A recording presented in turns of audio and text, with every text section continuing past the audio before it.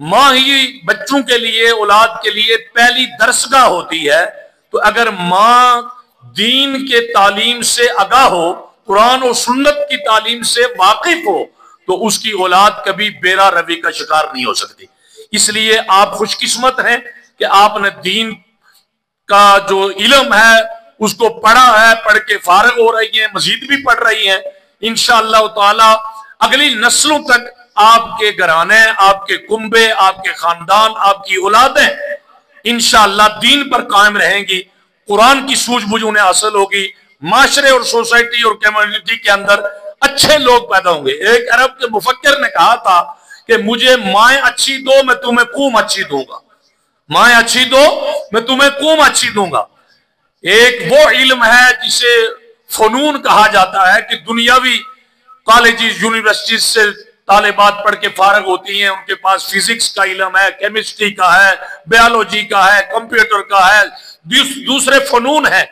مگر آپ یاد رکھیے مختصر جملوں میں کہ علم کا لفظ بطور خاص قرآن، حدیث اور فقہ کے لیے استعمال ہوا ہے. باقی یہ دنیا حاصل کرنے کے ذرائع ہیں، فنون ہیں.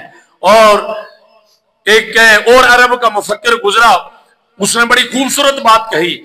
میں یہ عرض کر کے پھر حدیث کا ترجمہ کرتے ہیں اور بات بالکل یہیں میں مکمل کروں گا، کیونکہ میں وقت لگاؤں گا تو پھر آپ کے ساتھ زیادتی ہو یا نہ ہو، میں نے اپنے آپ کے ساتھ پھر زیادتی کرنی ہے. تو توجہ فرمائیں کہ عرب کے ایک مفکر نے کہا تھا ابو الاسود الدولی. اس نے اپنی اولاد کو سامنے بٹھایا نا تو سبق دینے لگا، بتانے لگا، سمجھانے لگا. تو کہنے لگا اے میری اولاد، اے میرے بیٹو، میں نے تم پر دو طرح کے احسانات کیے ہیں. ایک احسان یہ تمہارے پیدا ہونے سے پہلے تم پر کیا، اور ایک احسان پیدائش کے بعد کیا. تو بیٹوں نے سوال کر دیا. سوال یہ کیا کہ ایک بات ابا جی ہمیں سمجھ آتی ہے کہ ہم پیدا ہوئے تو آپ نے ہمیں پڑھایا، پالا، پوسا، ہماری ضروریات کو پورا کیا، المختصر. تو یہ تو احسان سمجھ میں آ رہا ہے، لیکن پیدائش سے پہلے کا احسان ہمیں سمجھ میں نہیں آتا. تو ابو الاسود الدولی نے کہا تمہیں میں بتاتا ہوں، میں چونکہ شاعر تھا، ادیب تھا، اور میں بہت بڑا انسان تھا اپنے وقت کے اندر، اور میرا ذوق شوق بھی تھا، تو میں اپنے پسند کی کہیں شادی کر لیتا. لیکن میں نے ایک فکر دی ہے قوم کو، اور آپ کو بھی بتا رہا ہوں، جو احسان تمہاری پیدائش سے تم سے پہلے میں نے تم پر کیا وہ سنو. وہ کیا ہے ابا جی؟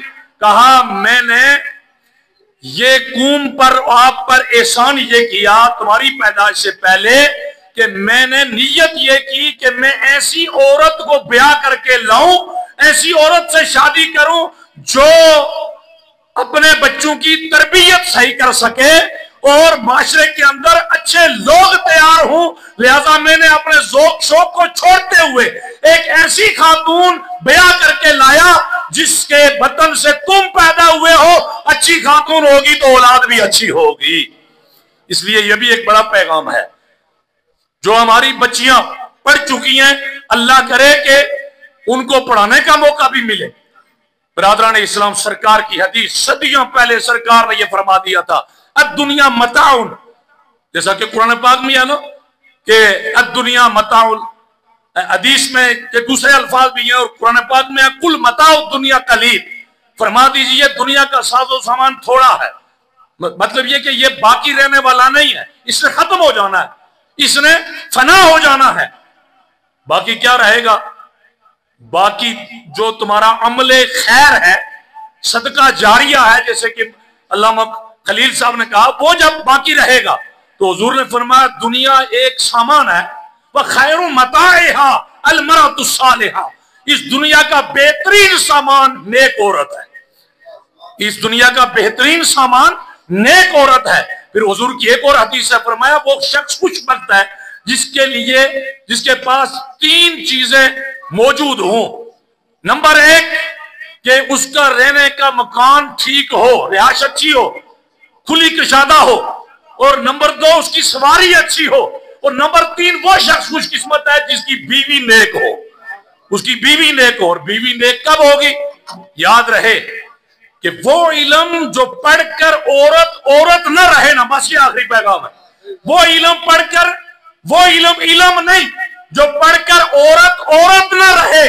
इल्म वो है जो पढ़कर औरत रहे, उसके अंदर शर्म, हया, पर्दा, इज्जत, वकार और अल्लाह और उसके रसूल के अहकामात पर अमल हो। उस इल्म को सरकार ने इल्म नाफे करार दिया है। और वही औरत अपने कुंबे खानदान और बच्चों की अच्छी तरबियत कर सकती है, और वही औरत अपने कुंबे से लेकर माशरे में इनकलाब पैदा कर सकती है। हमें तवक्को है कि अल्हम्दुलिल्लाह ये इदारे हमारे सुरखरू रहेंगे। हम सब का ताउन इन इदारों के साथ शामिल रहना चाहिए।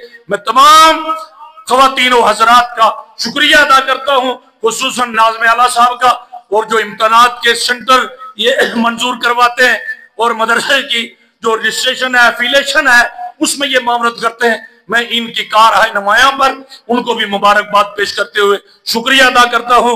अब इसी पर मैं आपसे इजाजत चाहता हूँ।